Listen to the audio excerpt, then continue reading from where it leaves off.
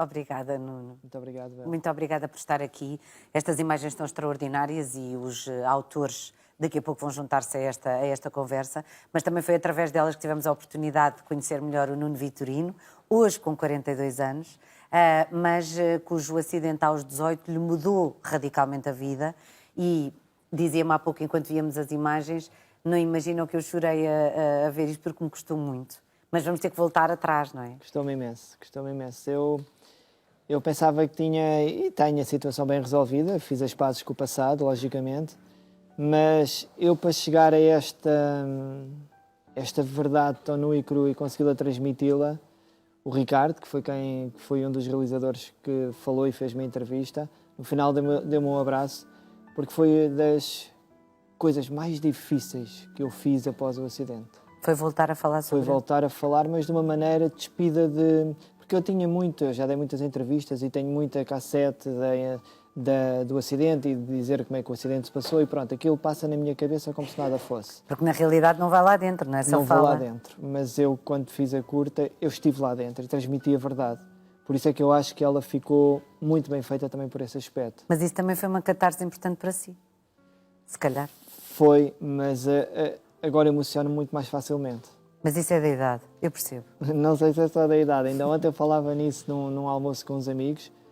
Eu dou muitas palestras, dou palestras a empresas, dou palestras onde me convidam. E eu já me emociono com muita facilidade. E antigamente isso não me acontecia. Mas consegue perceber porquê? Consigo e a culpa é deles. Foi da entrevista que eles me fizeram. Ora, bolas, agora é difícil eu estar distante daquilo que me aconteceu. Sim. Bem, então vamos recuperar esse dia em que a carta de condução que estava a tirar na altura, tinha 18 anos, foi o dia em que fez o exame de código. A carta de condução foi nesse dia e depois foi também a continuação de querer acabar a carta de condução que o salvou de si mesmo 2 anos depois. Mas nesse dia terminou o exame de código e depois? Bom, fui para casa festejar, liguei a um amigo, não havia os telemóveis. Exatamente. Eram sinais de fumo e pouco mais. Não, havia aqueles telefones de casa. Os telefones de casa. E então liguei e disse, pá, eu estou super contente, passei no código, vou mandar vir uma pizza, queres vir cá? Sim, vou. E ele veio e nós estávamos em casa e eu disse, olha, tenho aqui a arma, queres disparar? Mas qual arma? A arma de quê? A arma era de outro amigo que tinha emprestado, coisas de miúdos, pronto. Nem vale muito a pena nós pensarmos nisso, porque são coisas que acontecem. Uhum. E é tal e qual como aqueles, não querendo comparar, mas se calhar aqueles miúdos lá na academia de Alcochete juntaram-se todos e foram dar pancada aos jogadores do Sporting. A nossa pancada foi esta. E ele disse, sim, eu dou um tiro, não me importa nada, só que ele não sabia que a arma estava carregada. Eu, quando abro a janela do quarto, para ele dar o tiro, vir-me. E como eu digo na curta, só me lembro de ver a arma apontada a mim e o clarão, puf. E voei 2 metros no quarto. E eu hoje, quando penso nisso e me dizem, porquê é que tu mexes, porquê é que tu mexeste? A minha resposta é sempre a mesma. Quem é que não anda a mais de 140 ou de 120 na autoestrada? Nós já sabemos que não podemos. Só que nunca contamos com o azar. Nós, aos 18 anos, somos imortais. Eu tenho 42, ainda acho que sou. Exatamente, eu percebo bem. No fundo, foi um grande azar, ou uma imensa falta de sorte, ou uma coincidência que não devia ter acontecido. Não interessa, aconteceu. E isso ditou o rumo da sua vida depois dos 18 anos. Mas houve 2 anos a seguir, entre os 18 e os 20, muito difíceis para si. Foi um quarto escuro na cozinha? Foi um quarto escuro na cozinha, foi 2 anos muito complicados onde eu não tinha autonomia, não tinha liberdade, vivia na cozinha, vivia ainda na esperança de voltar a andar. E foi 2 anos de luto. Aliás, todas as pessoas que sofrem um acidente desta gravidade, eu acho que passam sempre por algum luto, até conseguirem voltar outra vez. Alguns voltam, outros não. Eu tive a felicidade da minha estrutura familiar puxar-me sempre para cima e vamos, e vamos, e vamos, e sempre fomos. E agora aqui estamos, não é? Eu acho que eu aprendi muito nesses 2 anos e aprendi que não quero voltar para lá. Essencialmente isso. Aprendi que não quero voltar para aquela escuridão. Não. Todos nós temos que ter a noção concreta de tempo. Se nós olharmos para o nosso relógio, o tempo está sempre a passar. E eu quero que valha a pena.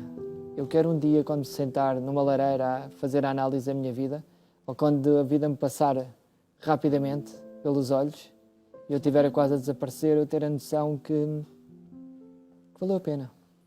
Apesar disto tudo, valeu a pena, vale sempre a pena. Eu quero ser sempre o primeiro em tudo. Saltei de aviões, estive agora a surfar com 3 graus em Inglaterra. Eu quero fazer coisas que me assustem, porque eu preciso sentir o coração a bater. Da adrenalina. De adrenalina e preciso sentir o coração a bater. É só assim que eu me consigo sentir vivo. Tão bom. E isso faz valer a pena. Depois desses 2 anos terríveis, e eu queria só voltar a eles para as pessoas perceberem, porque foi uma reviravolta incrível, não é? É quase como sair mesmo, quando eu falo de quarto escuro, é daquelas pessoas que vivem mesmo com a persiana fechada, mesmo com um dia lindo lá fora, mas hoje em dia vive com um dia lindo lá fora, mesmo que esteja a chover. E isso é que é extraordinário. A sua vida deu uma volta enorme. Esses 2 anos, não querendo ficar lá muito tempo, foram muito importantes para si porquê? O que é que viveu dentro de si?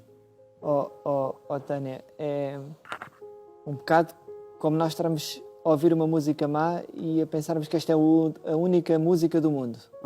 E de repente mostram uma data de CDs e eu vejo, não, mas a música não é só isto, eu tenho muito mais vida para viver. Tenho muito mais coisas para fazer. Quem é que lhe mostrou esses CDs? Foi um despertar de consciência. Não foi só uma pessoa, a minha médica teve muita culpa nisso. Minha médica, a doutora Maria da Paz de Alcoitão, que eu nunca me vou esquecer, por muito mais anos que viva, vou-lhe sempre agradecer. Um dia ela virou-se para mim e disse, Nuno, cru e nu. E eu não costumo dizer isto a toda a gente porque acho que não se deve dizer. Tu és novo, nunca mais vais voltar a andar na vida. Mexe os braços, otimiza aquilo que tens e vai voar com isso, rapaz. Eu saí de lá a chamar alguns nomes à médica. Que ela já deve estar habituada. Já, e eu tenho muito respeito por ela e muito amizade por ela. Ela sabe disso. Eu cheguei a casa e percebi que ela tinha razão. E começou por onde? Comecei por acabar a carta de condução. Eu olhei para a licença do código e percebi que estava a acabar. Eu disse, eu não quero ir fazer isto outra vez. Ainda posso levar outro tiro. Não, a brincar. Ai, que horror. E então olhei e disse, pai, vamos acabar isto. Pai, Vamos acabar isto. E fomos acabar aquilo. Depois, quando eu passei no exame de código, tive a carta de condução, depois a vida começa a crescer, porque nós acabamos por ter mais autonomia. liberdade, consigo sair de casa já a conduzir o meu carro nessa altura. O meu primeiro ordenado também foi bonito, porque eu comecei a trabalhar na Câmara Municipal de Lisboa e ganhei algum dinheiro na altura, se calhar até mais do que ganho agora. E olhei para a conta bancária e disse para o meu pai, bom, há 2 alternativas, ou gasto isto tudo em bebida e a curtir, que eu acho que também é legítimo. também mereço. Também mereço. Ou então vou fazer pela vida e vou comprar uma casa. Porque eu vivia na cozinha. E o meu pai disse, Viver na cozinha porquê? porque os quartos são no primeiro andar e todos os dias a subir e a descer, os meus pais depois já não ficavam com saúde para me ajudar, não é? E também me tirava a liberdade. Claro. E o meu pai disse, vamos só fazer uma coisa, no dia que saís de casa já não entras. Que é para não ter aquela coisa de ir para o vou Porto Seguro. tentar, e se não correr bem, vou já outra vez para casa dos meus Portanto, pais. ele disse logo, quanto mais a decisão, decide. E nós sabemos viver numa cadeira de rodas, numa fase tão aguda do início da deficiência, eu não consegui calçar meias. Portanto, vê-se logo por aí a dificuldade que eu tinha em viver sozinho. Mas fomos em frente. Fomos quem? Fui eu. O Nuno e o Nuno. Fui eu e eu. Exato. Eu e foi. eu. Mas eu acho que é importante também nisto os pais estarem tranquilos. Claro. E Depois estiveram. não serem aquela figura protetora. A minha mãe é muito galinha. A minha mãe claro. está a ver isto e sabe que eu não minto. Ela é muito galinha. Mas depois eu também tive a sorte de ir parar a um prédio onde toda a gente me queria calçar as meias, salvo seja. Me queria ajudar. E então estavam todos a ver se já tinha chegado, se não chegava. Tão Portanto, querido. foi Ainda fantástico. vive lá? Não. Não, já não. Já Não, vive mas lá. tenho muito respeito por aquelas pessoas. E nunca se há de esquecer daquele colo que ali teve. Nuno, e depois como é que, à medida que tirou a carta, depois teve a sua casa, as coisas foram naturalmente aparecendo, não é? Voltou a sentir-se vivo e a natação surge logo a seguir. A natação surge ainda como forma de reabilitação. A pensar que poderia voltar a andar ou ganhar mais um bocadinho de mobilidade. E foi a segunda pessoa a dizer-me isto. tu não voltas a andar, meu, tu vais passar aqui a tua hora de almoço na hidroterapia com pessoas idosas a fazer cócegas às tuas pernas. Não vais fazer isso. Queres vir competir? Eu disse sim. E acho que foi o pior erro da minha vida. Não foi nada. Porque eu trabalhei muito. Eu tenho em cima dos meus ombros mais 30 mil quilómetros nadados. Poxa. Há muitos carros que não têm isso. Pois não. Eu tenho 30 mil quilómetros em cima dos ombros. Eu fui um dos melhores atletas do mundo e fui aos Jogos Paralímpicos em 2004 em Atenas. Muito obrigado. Este aplauso já está tardio. Eu já estou para aplaudir desde que chegou, portanto, até já vai tardio. E, entretanto, quer dizer, é sempre por objetivos, não é? Já percebi. Queres ir competir? Quero. Começa a treinar, não faz a coisa por menos, Jogos Paralímpicos. Tudo bem. Essa fase já está. E o surf? O surf, quer dizer, eu nunca deixei... Eu fazia bodyboard antes do meu acidente, dos 12 aos 18 anos. Depois sofri o acidente e vendi o meu material todo zangado, a pensar que nunca mais podia voltar ao mar. Tive a sorte de vender a amigos e conseguir ainda recuperar ainda boa parte do material e ter lá para dizer, não, um dia eu fui isto e agora sou isto. Tá bom. E o surf, depois eu virei-me para um amigo, eu sei que um dia estava em Carcavelos, senti um grande constrangimento de não estar dentro d'água e pensei, não, eu tenho que voltar a surfar, claro que tenho que voltar a surfar. Liguei para os meus amigos e disse, olha, ajuda-me a ir para dentro d'água e logo se vê. Não havia nada disto no mundo, havia muito pouca coisa. Pois é. E eles disseram, vamos. Correu mal. Claro que tinha que correr mal. Claro. Mas o segundo dia já não correu mal, que a gente já percebeu que a prancha tinha que ser maior, tinha que meter numa base mais estável. E a partir daí eu comecei a deslizar e a perceber, eu ainda consigo fazer isto. Música. Tá bom. Eu ainda consigo fazer isto. E então depois chamei outros para virem comigo, outras pessoas com deficiência, venham também experimentar. E a partir daí foi uma bola de neve. Uma bola de neve. Hoje nós temos uma associação, que é a Associação Portuguesa de Surf Adaptado, fundada desde 2012 e já surfaram mais de 3.500 pessoas com deficiência connosco. Mais um aplauso. Muito obrigado. Nuno, e como é que se faz? Nós estamos aqui a ver algumas imagens sobre como isto acontece, mas como é que se faz? Aquela prancha tem 2 pegas, não é? Tem 2 pegas, existe vários tipos de surf adaptado, é adaptado a cada perfil funcional, portanto o meu não há de ser igual a outra pessoa com deficiência. O meu é este, eu surfo deitado, preciso de alguém que me ajude a empurrar nas ondas e a passar as ondas, depois ele quando me empurra já estou sozinho na onda e é como se fizesse bodyboard mas numa prancha de surf. Pois já percebi, sim. É exatamente igual. Mas é mais rápido o facto de ser numa prancha de surf? Qual é a diferença? A diferença para o bodyboard normal é que não é tão explosivo a nível de imagem. Sim. Mas para quem é tetraplégico, para mim é a coisa melhor do mundo, é ter um Fórmula 1 nas mãos. Pois, e isto é uma prancha adaptada ao meu perfil funcional. Esta prancha demorou 1 ano a ser construída. Parece uma coisa tão básica, está só aqui uma prancha. Não está muito estudo por trás. Pois, imagino. Esta prancha fez-me ganhar o Campeonato da Europa. Espero que ainda não chegámos lá. Portanto, nós ainda estamos naquela parte em que começou a fazer surf e percebeu que era possível, com a ajuda de alguém que metesse dentro d'água e depois agora que o ajudasse a sair, mas tudo o resto o Nuno começou a perceber que conseguia fazer sozinho. Sim. E entrar em campeonatos? Foi logo a seguir? Não, porque, como eu disse, não havia nada disto no mundo também. E as seleções nacionais, seja elas do que forem, estão dentro das federações de modalidade, e neste caso a Federação Portuguesa de Surf. Foi começando a dizer à Federação Portuguesa de Surf, poderíamos começar a ir a campeonatos, a ver se dava, se não dava, começar a formar uma estrutura também, que ainda está também numa fase embrionária, mas já está mais avançada do que estava há 3 anos. Portanto, já existe uma seleção neste momento, existe 2 campeões da Europa, que sou eu e a Marta Passo, a Marta que é cega, e existe mais 2 atletas também, portanto já somos 4 a representar Portugal no Campeonato do Mundo. Ai, tão lindo! Espetáculo! E depois, para além de tudo isso, a campeão da Europa, etc., uma revista muito conceituada de surf no Brasil nomeou como um dos surfistas mais inspiradores do mundo. Um dos 5 surfistas mais inspiradores do mundo. Eu fico muito feliz porque fico, não por ser um dos escolhidos, mas também por isso, mas porque estou no meio de ídolos.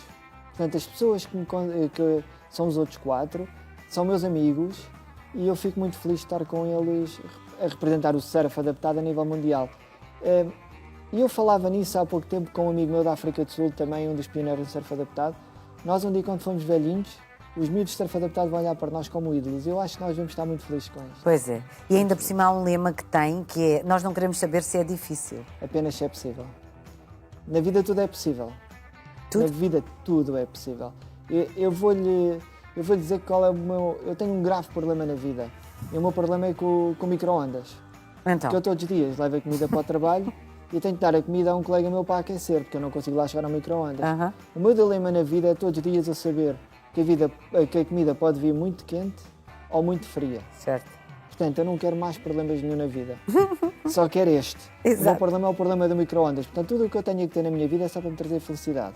Tudo o que venha para trazer infelicidade ou problemas, eu meto de lado. É isso Eu não mesmo. quero ser mais...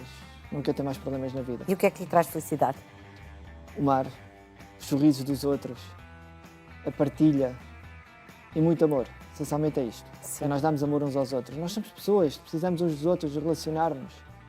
E não vale a pena estarmos aqui a falar mal uns dos outros, a fazer coisas negativas, porque a vida passa e passa muito rápido. Pois é. E um dia nós vamos ajustar contas connosco mesmos. Muito bem, é isso mesmo. Olha, eu vou chamar aqui o Ricardo e o João, não sei se conhece, já sei que alteraram a sua forma de estar na vida, são os realizadores desta curta-metragem. Eu perguntava há pouco de que produtor é que eram, não, eles juntaram-se os dois para isto, olha, juntaram-se em boa hora. Vamos aplaudir o Ricardo Bravo e o João Rito. Olá, bem-vindos. Obrigada, força, olá.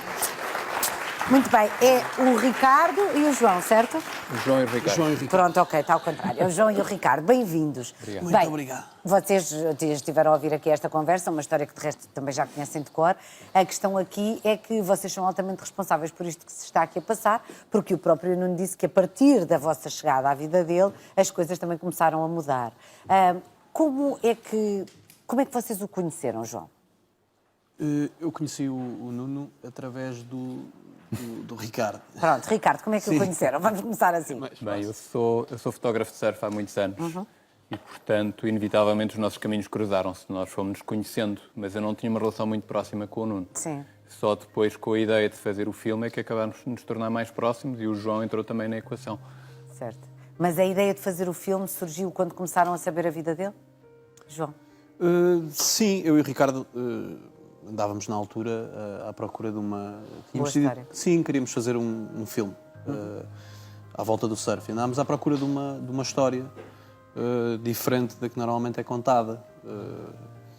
Sempre muito à volta da competição e queríamos fugir desse tema. E encontrámos duas ou três possíveis histórias. Contar a verdade. Tem que se contar tudo. Até lá. Encontramos Se duas não ou três. contar, não conta por vocês, portanto, tudo bem. Ele faz questão de contar sempre. E a verdade é que acabámos de fazer um levantamento de duas, três histórias que nós gostávamos, completamente diferentes umas das outras. E no fim acabou por ser o Nuno escolhido. Portanto, E foi a primeira opção, escolha. atenção. A terceira escolha. Não. As outras duas não podiam. Está bem, então fazemos ali com o Nuno. Exato, não podiam naquela semana, e então foi o Nuno. Exato. E o que é que vocês descobriram, Ricardo? Com o que é que se foram encantando? Porque às vezes nós estamos a contar uma história e depois há um dia, um momento da filmagem, ou da rodagem, ou do que quer que seja, que faz toda a história, não é? Uma palavra, às vezes, um silêncio que faz toda a história. Quando é que vocês sentiram que, bola, estamos aqui perante uma pessoa maior?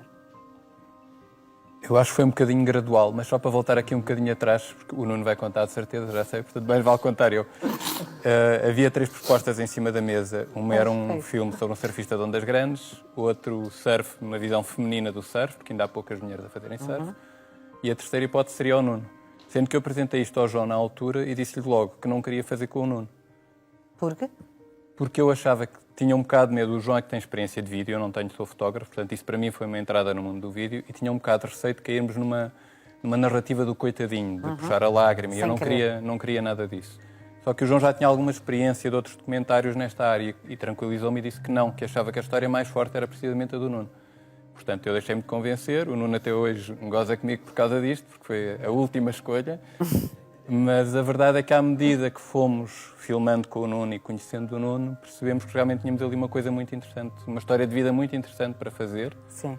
E tínhamos um grande desafio, que o Nuno já falou disso, que era conseguir que ele nos contasse a história de uma forma sincera, sem filtros.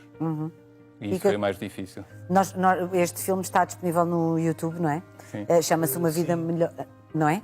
É. Chama-se Uma Vida Melhor, portanto é fácil de encontrar e a sério, convido-o mesmo a que o faça. Neste momento agora, pega no seu telemóvel, no tablet, no computador, olha, no que quiser, vai ao YouTube, escreva Uma Vida Melhor, que aparece esta curta feita por estes 3 senhores, porque não foram só os 2 a fazer. Mas não é bem o que é que aprenderam, que isto é um bocado a história da carochinha e o moral da história, mas o que é que se tira no fim? O que é que ficou? Para mim, eu comecei este projeto, foi exatamente como o Ricardo disse. Eu achei que havia muita coisa para contar aqui, para além da história do coitadinho, que é o que provavelmente salta logo à vista. E eu achei impressionante o que... Eu já tinha trabalhado surf, mas sempre também do lado mais de competição e de performance, e estava há alguns anos já afastado disto. E quando surgiu esta oportunidade, eu vi na história do Nuno precisamente aquilo que nós os 2 andávamos à procura, mas não sabíamos exatamente o que era. A verdade é que eu cheguei ao fim, e só no fim é que me apercebi disso, que foi provavelmente, enquanto o trabalho que mais gosto me deu fazer em 2017, certo? Sim. 2017. Porque, de facto, ajudou-me, e agora sim vamos para os clichês, porque tem que ser, inevitavelmente, ajudou-me a pôr a vida em perspectiva de que as coisas são, de facto, fantásticas. E que a vida que eu tenho é, de facto, um espetáculo.